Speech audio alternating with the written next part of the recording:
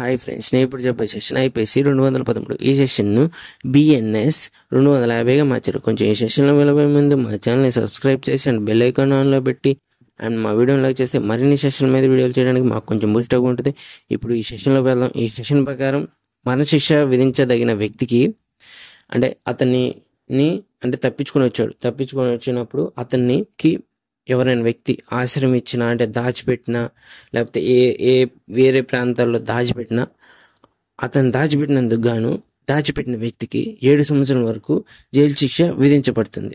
అంతేగాక యావజ్జీవ కారాగార శిక్ష విధించిన వ్యక్తికి కానీ లేకపోతే 10 సంవత్సరముల కంటే ఎక్కువ సంవత్సరములు శిక్ష విధించిన వ్యక్తికి కానీ దాచిపెడితే ఈ శిక్షణ ప్రకారం అతనికి 3 సంవత్సరాల వరకు జైలు శిక్ష విధించబడుతుంది.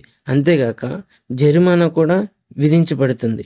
అదేవిధంగా 10 సంవత్సరం లోపు శిక్ష విధించిన వ్యక్తికి అతను జైలు నుంచి పారిపోయాడు లేకపోతే సంథింగ్ అలా జరిగింది, పారిపోయినాక అతనికి ఎవరైనా వ్యక్తి ఆశ్రయించినా లేకపోతే అతన్ని దాచిపెట్టినా లేకపోతే వేరే ప్రాంతంలో దాచిపెట్టడానికి అతనికి హెల్ప్ చేసినా కానీ ఏ విధమైన హెల్ప్ చేసినా కానీ అతనికి శిక్ష విధించారు కదా 10 సంవత్సరం లోపు, ఆ శిక్షలో 4వ వంతు ఎవరైతే ఆ వ్యక్తిని దాచిపెడతారో ఆ వ్యక్తికి ఆ శిక్ష విధించబడుతుంది. అతనికి విధించిన శిక్షలో 4వ వంతు శిక్ష ఆ వ్యక్తికి విధించబడుతుంది. ఈ శిక్షణ దట్స్ ఆల్ ఫ్రెండ్స్.